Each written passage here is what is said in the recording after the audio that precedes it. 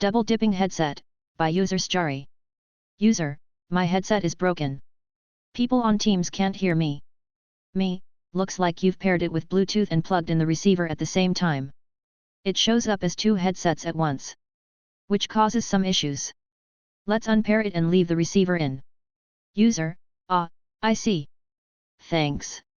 2 weeks later. User, my headset is broken again. No one can hear me. Me, you've paired it with Bluetooth again. It's showing up as two headsets. User, oh, right. Also, it sometimes won't turn on. Look, nothing happens when I push the button. Pushes the ANC button. Me, that's the button that turns ANC on and off.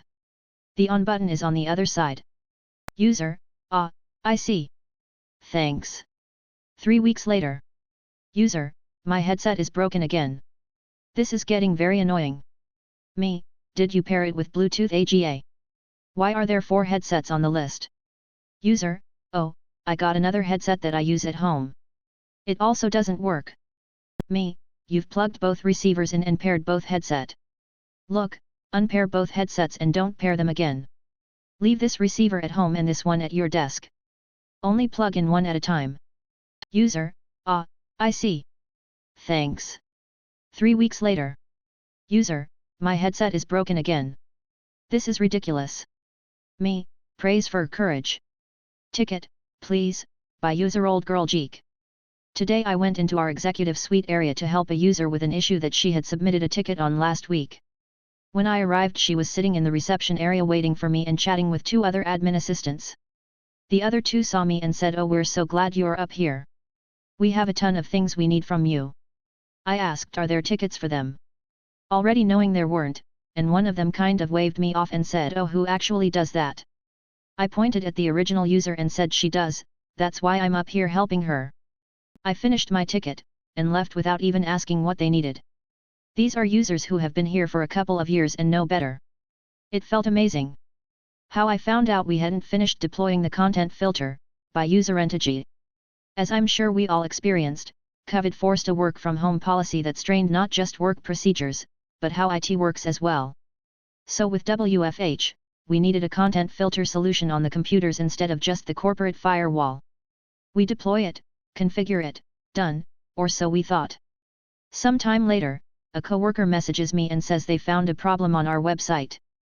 They know I'm not on the web team, but could I help them prepare a ticket with the right terms to get it treated faster?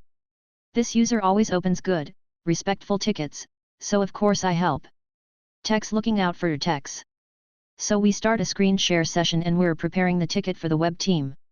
My coworker then tries to describe a feature that should be on the website, says this is how it is on product's website and just types product.com. Well, product.com was full of ladies definitely not using the product my coworker was describing.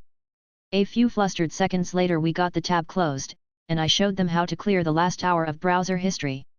We discovered the product in question is at companyproduct.com and we immediately knew why. We got the ticket finished and sent off to the web team.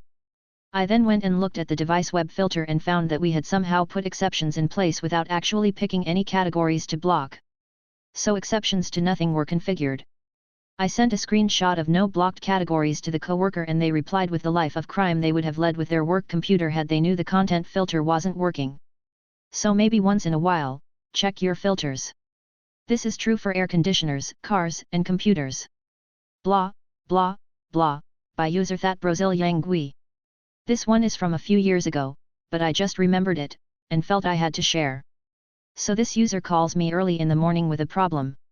User, good morning that Brazilian guy. I'm trying to use this program, but it's giving me an error message, no matter what I do. Me, good morning user. Okay, I need you to please read me what the error message says. User, the operation you are trying to execute is currently unavailable. There is a blah, blah, blah, blah, blah, blah, please contact the account administrator.